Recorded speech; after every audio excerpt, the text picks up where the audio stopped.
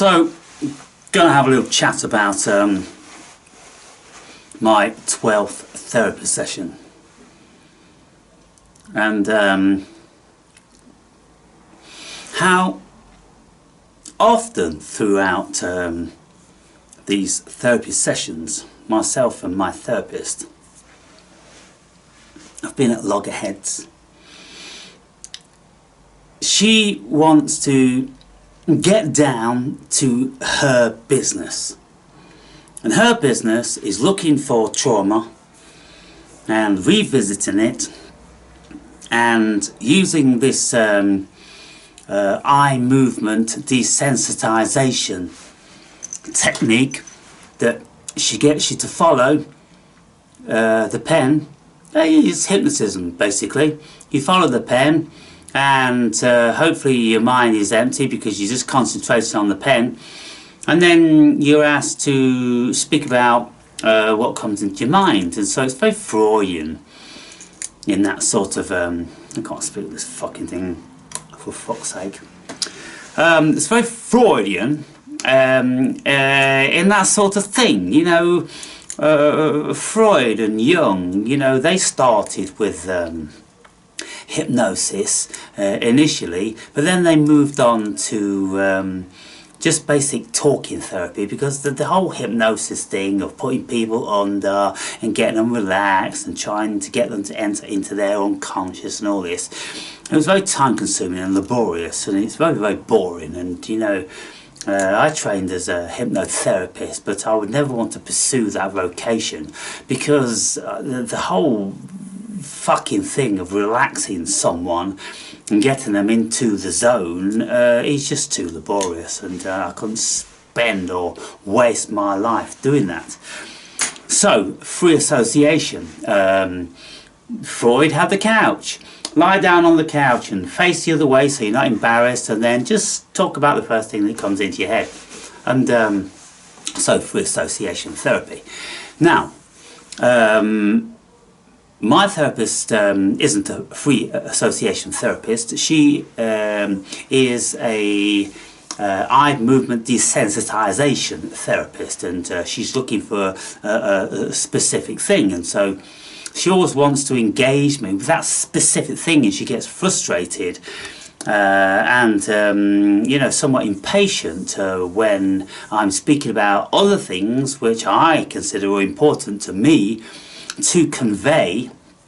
And she's, yeah, but you tell me about your pain, Aaron, tell me about your trauma, because I can't do anything with all this. And you know, to be quite frank, I don't even find it interesting, because that's, you know, spiritual stuff, religious stuff, multifaceted psychoanalytical stuff. That's just not my bag. It's not my remit. It's not what I've been trained in. And so, you know, she's very much an automaton in that respect. That's the thing she's doing.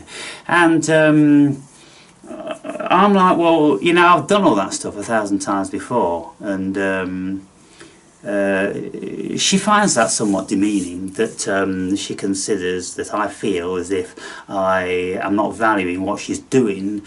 And she asked, well, so, yeah, you've done it 1,000 times before, but didn't you feel or think it was a little bit different when we did it, you know, together? And I'm like, I had to pause. I think I paused too long to be convincing. But well, what does it mean to me now that I've revisited the death of my mother and I felt emotional about it? And what does that mean to me now? Do I feel any different about humanity, about me, my life, the world, the fucking illusion? Do I feel any different about any of that stuff? No. And so, so she's basically saying to me, look, do you want to continue with this? You know, we've got 4 more sessions left, but you know, if the parts of you are so resistant, then we're just going to keep, you know, encountering these parts, characters, energies, which just keep parrying and rebutting everything, and you know, making her feel demeaned and pointless. And so she's asking, is there anything that you want me to help you with? And I'm like, well, okay, yeah, let's look at you know, why I feel as if the human race is a failed species. But she's not qualified to get involved with that. And so she's frustrated, I'm frustrated. But we did speak about in this session that there are other people within that institution that may, you know, get a little bit more existential, philosophical. And she said, if you want me to put your name forward, I went, please. Because I want to engage with someone who is broad. Because I'm a philosopher, for fuck's sake. And I'm looking at things, and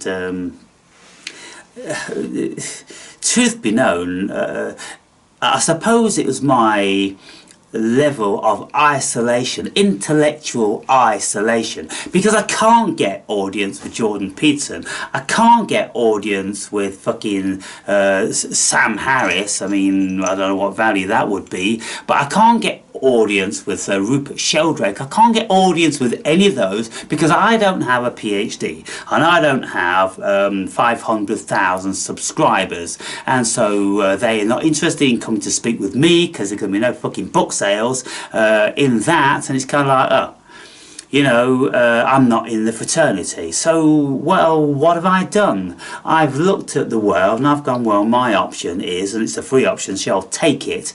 I'll go and speak to people who are so-called intellectuals and they know something about the mind and psychology, so I'll go and speak with them. But I wonder how many psychologists and therapists I would have to go through before I found one which was what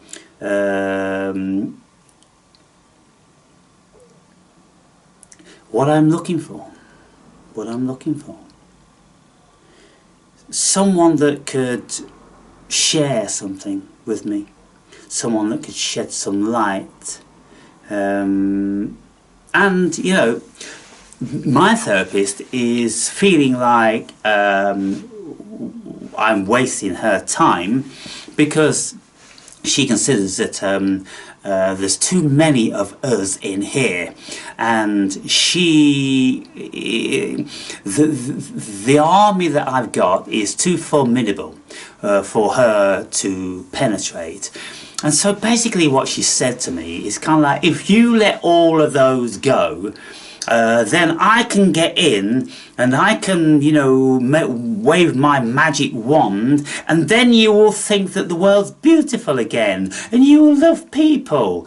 And I'm like, well, that's super naive as far as I can tell, and it's fucking bordering on preposterous. I said, so I relinquished 62 years of life experience of all the cunts I've met on the planet, and every time I engage in someone, I just think they're wonderful and the sun shines out their arse and all that, and I don't ever consider that they're deceitful, they're dishonest, they're disloyal, they're fucking any number of things. You know? Do we do that? Do you do that? Who the fuck does that? Some fucking idiot who has a memory of a goldfish and every encounter is new and fresh.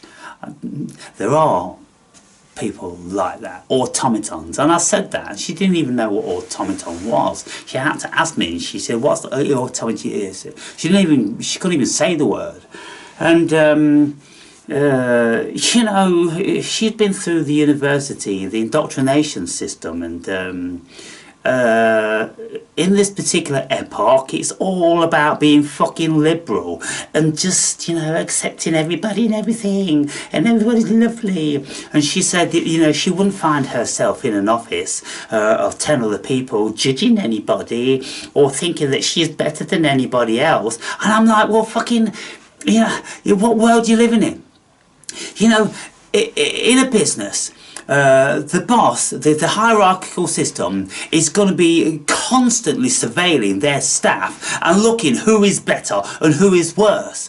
And if someone is better than the others, then they get promotion, and so that sends down a signal to all the rest of them that you're not as good as this person's better than you. So if you want to be as good as this person, then you better toe the line, and you better work hard, and you better be more conscientious and all the rest of it. And then most people, oh fuck that, can't be bothered with fucking this and fucking that. So there is better and there's fucking worse. What part of better and worse don't people get?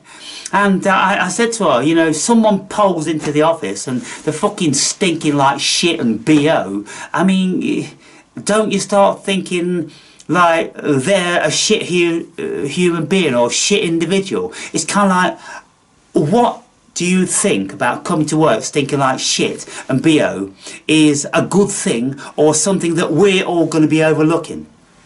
No, people. And I'm telling you now, they most certainly don't fucking stand for that in prison.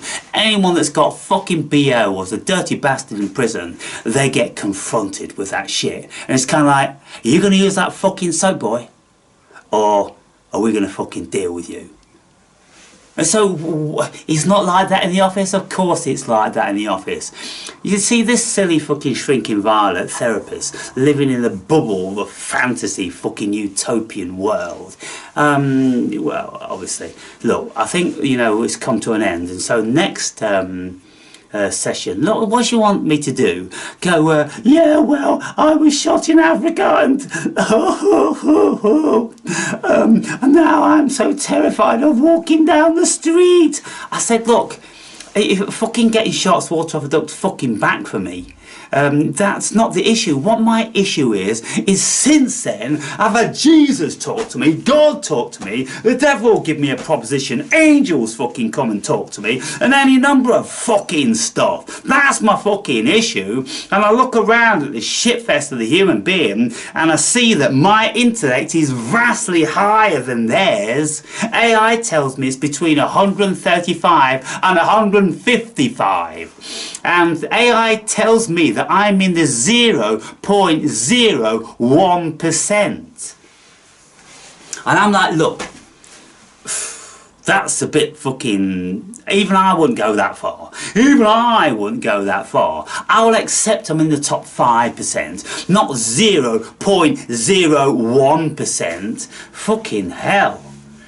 Okay, so I'm in the top 5%, 10%. Okay, I'll be happy with 10%, the top 10%. But most certainly, with everybody I engage with, they do not have minds that work like mine. They don't seem to cogitate. They haven't thought about anything. They've never analysed any fucking thing. They've never compared any fucking thing. Oh no, we're not supposed to compare. Everything's normal in one, and we're all fucking liberal, shrinking violet, fucking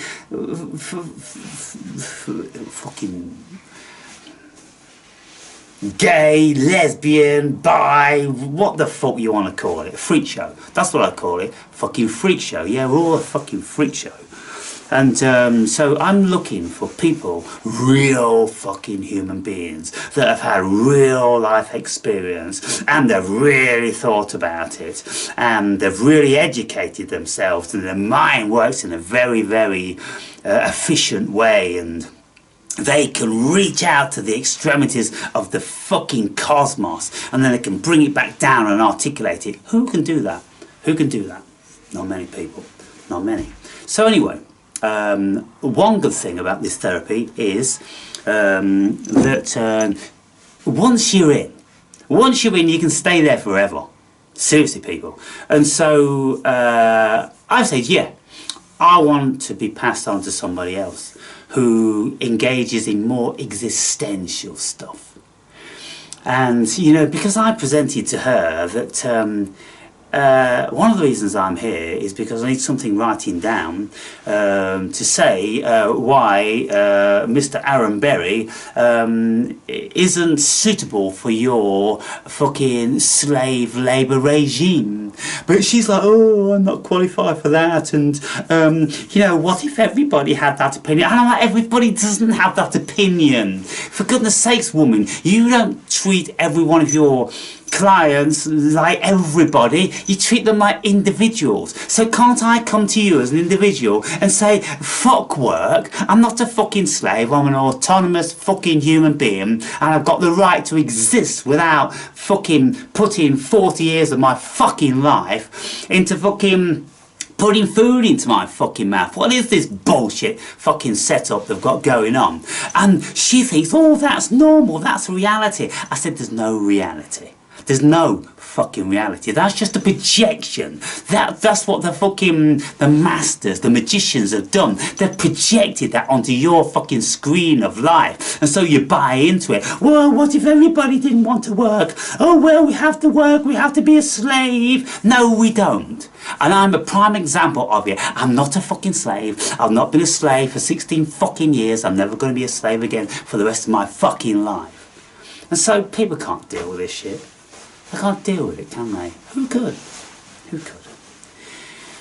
So, anyway, this session, you know, it was just a talking one. It was a talking one because she always wants me to go down into, oh, yes, I felt trauma about this, and, oh, how do you feel about this, and how do you feel about that? I'm like, it's water off a fucking duck's back, to be fair. You know, you just deal with it, don't you? I'm not going to be going, oh, I need healing. And once I'm healed, I'm going to go out into society and love everybody and want to cuddle everybody. No. I look at the fucking shower shit and I go, what the fuck's going on here? Why send me here? I must have perpetrated one hell of a crime somewhere out there in the fucking cosmos. I'm telling you now, people. Anyway. So the session was interesting. Some of you might find it interesting, and so I won't belabor this anymore. And so I'll put this video up on YouTube and also on Rumble. And if those on YouTube have got a memory over and above that of a goldfish, they might go, oh, that's the Awaken Brave. Oh yeah, he did tell us he's got a channel over on fucking Rumble. Anyway, does it matter to me whether you watch it on? It doesn't matter of fuck to me, does it? It doesn't matter of fuck. It's not like, oh, I want numbers and I want likes and I want subscribes. I don't give a fuck, and that's the thing. And I tell my therapists in a roundabout way, I don't really give a fuck, to be fair. I just don't give a fuck. Why would I? What is there to give a fuck about? Oh, feelings, emotions, and whether people like me or love me. No, I don't. I just simply don't. I'm fine. I'm fine being the cosmos. I'm fine being God. I'm just fine. Thank you.